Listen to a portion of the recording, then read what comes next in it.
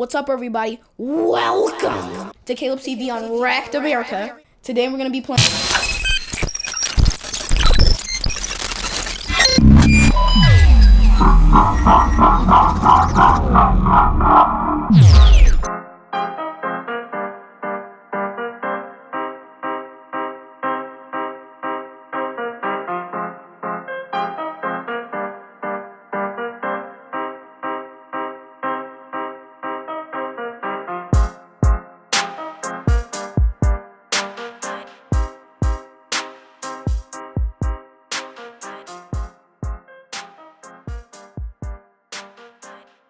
Welcome to Wrecked America, where the bullshit don't fly and the truth is the only thing that'll set you free.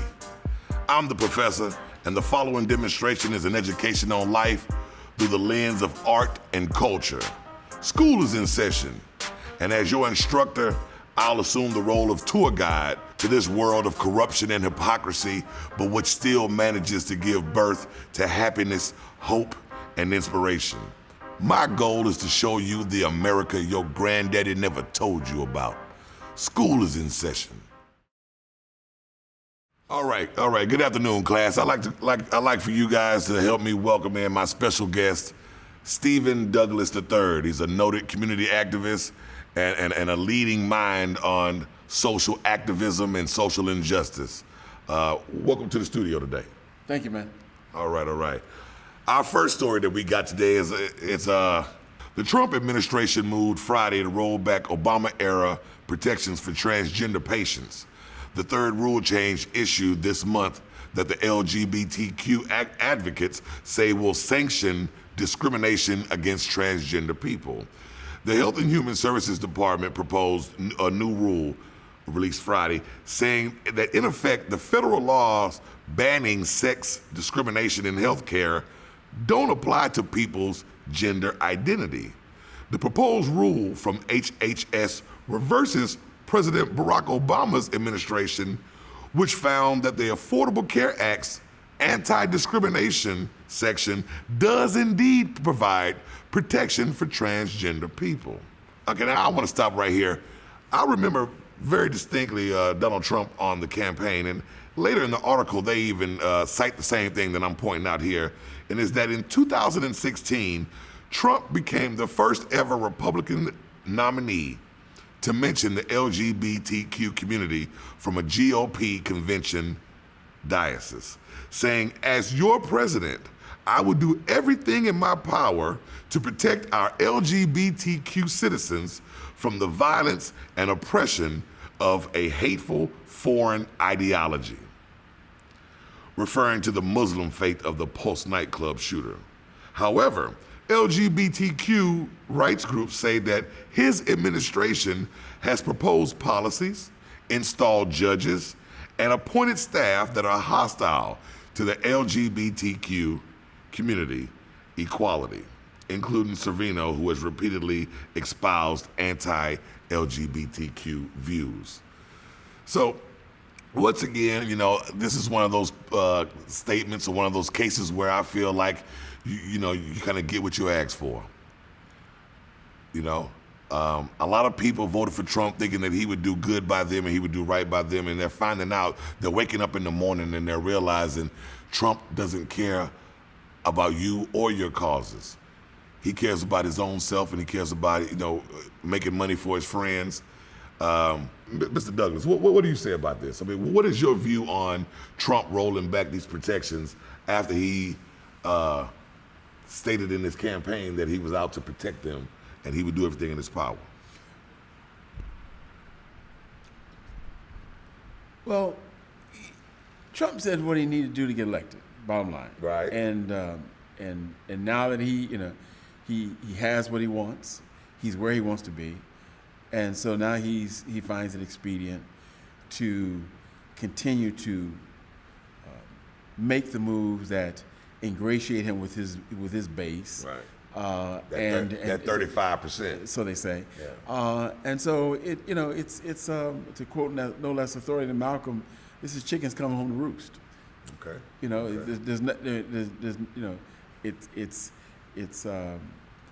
It's more of the same in terms of politicians who bullshit and say one thing, to get elected, and once they have what they want, they discard those who are not really a part of the base that they need to maintain for political expediency to stay in office. Right. So I'm not surprised. In fact, to be honest, I was surprised when you read the quote that he was even found to have publicly stated that shit. So it's not a it comes as no great shock or surprise to me.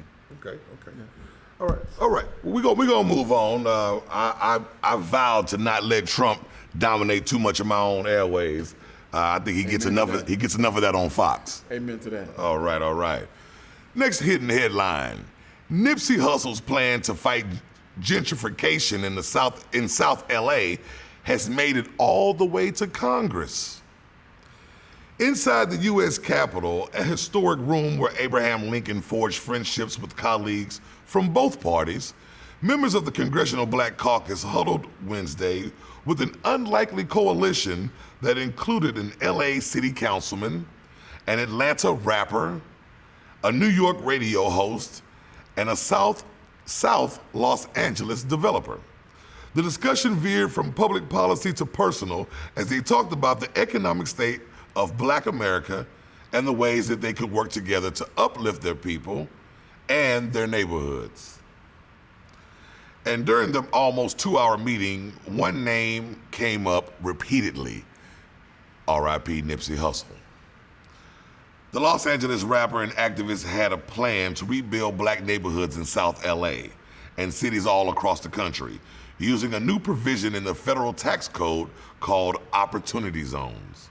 He wanted to reverse decades of neglect and disinvestment and had scheduled meetings to discuss the visions with lawmakers in Washington, D.C.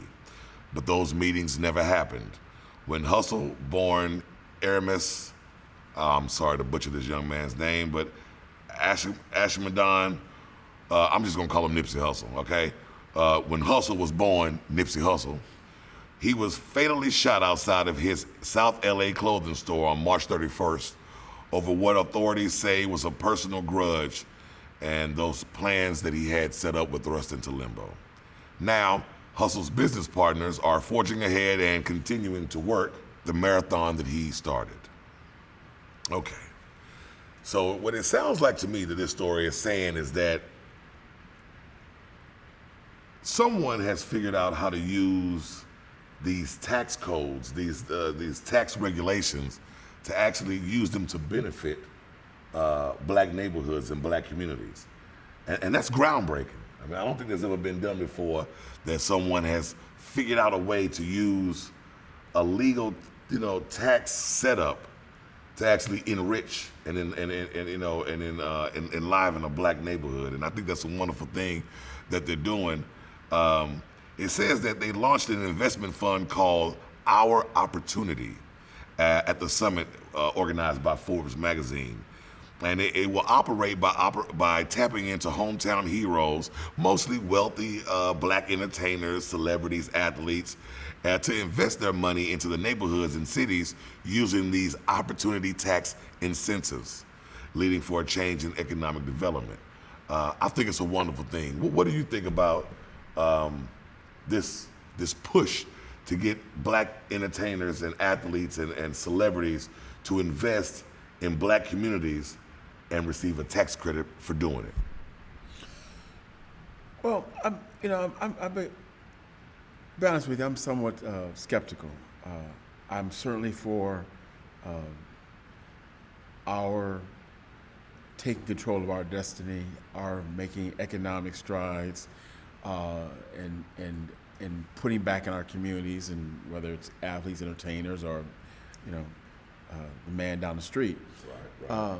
But I'm somewhat suspect of where the leadership and the impetus, what's driving this, where it's coming from, and what kind of commitment there would be in the long run to see it through, versus the topic du jour, something that in the aftermath, or the days following the tragic death of Nipsey Hussle, that people want to do photo ops and link their brand with the progressive causes and things that he stood for. So what you're saying is that this could just be a fad. This could be just the fashionable thing to be doing right now, and it is a fashionable thing. A year later, that's not what I'm saying. It is a fashionable thing. Okay. And so, in terms of what the real, I said, commitment, courage, the being in it for the long haul. I mean, and let me go a step further. Okay. I'm one of those people that believes that. In terms of our self-determination, our being about our own empowerment, is the system is not if the system is not going to give that to us. Okay. It's not going to hand us self-determination, self-empowerment on a silver platter. Right. In fact, I've been quoted other places saying, the worst thing that happened to black people in America was Abraham Lincoln. Oh, hold on now, hold on. Some black folks love Abraham Lincoln now. Okay, now, you may have to get your bodyguard to get to your car after saying something like that on there. All right. Black people love fried chicken too. That don't make it good for you. Okay. But as I was saying, when we talk about self-determination, self-empowerment, where I was going with that is, with the stroke of a pen, we went from being enslaved, and I say enslaved instead of slavery, because when we talk about slavery, we fail to acknowledge the fact that these were people that were put into bondage against their will. But talking about slavery versus enslavement lets the enslaver off the hook. Okay. Their part in it. So I don't even talk about slavery. I talk about enslavement because somebody was doing that to us.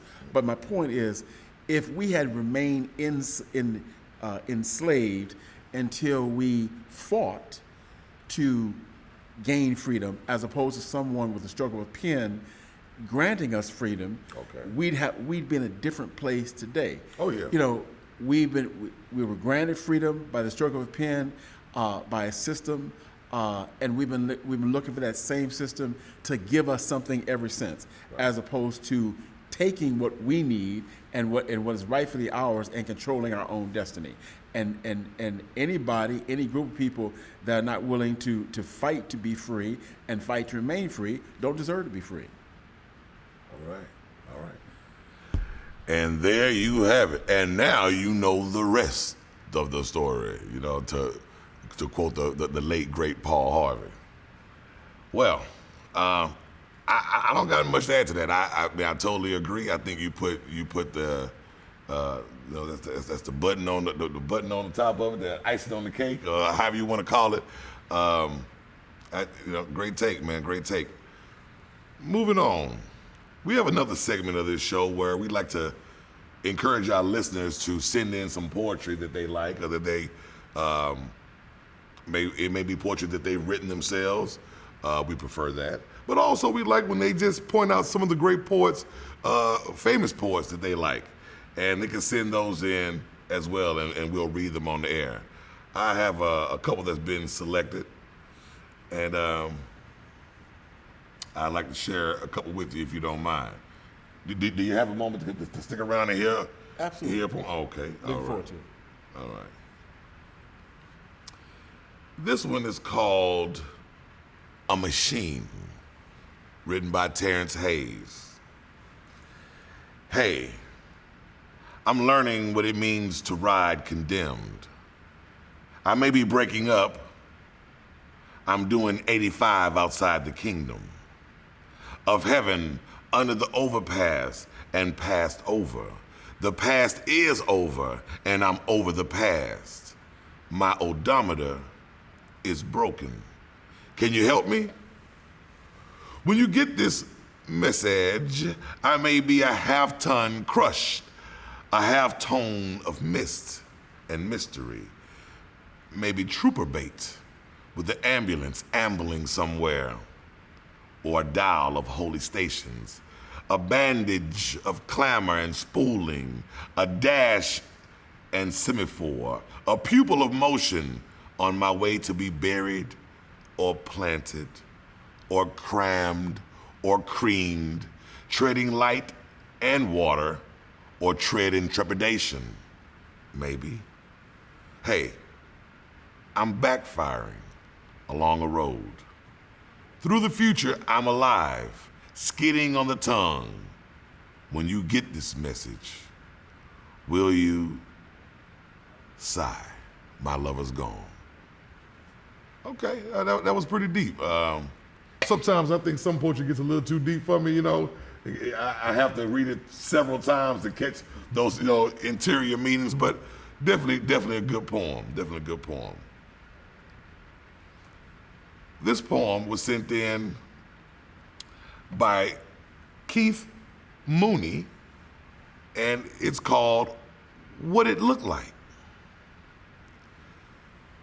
Dear old dirty bastard, I too like it raw. I don't especially care for Duke Ellington at his birthday party. I care less and less about the shapes of shapes because forms change nothing, and nothing is more durable than feeling. My uncle used the money I gave him to buy a few vials of what looked like candy.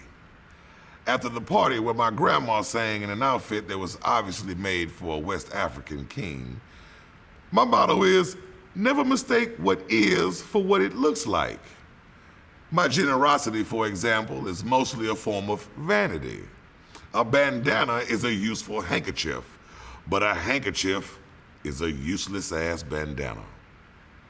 This only looks like a footnote in the report concerning the party. Trill stands for what is truly real, though it may be hidden by the houses just over the hills between us, by the hands on the bars between us. That picture of my grandmother with my uncle when he was a baby is not trill. What is the feeling felt seeing garbage man drift along the pre-dawn avenues, a sloppy, slow rain taking its time to the coast. Millerquest is not trill, nor is Bolognese. Bakushan is Japanese for a woman who is beautiful only when viewed from behind. Like I was saying, my motto is never mistake what it looks like for what it is unless you end up like that Negro Othello. Was Othello a Negro? Absolutely. Don't lie about who you are sometimes and then realize the lie is true. You are blind to your power, brother, bastard. Like the king who won is the kingdom searching for the king. It's okay. No one will tell you you are the king. No one really wants a king anyway.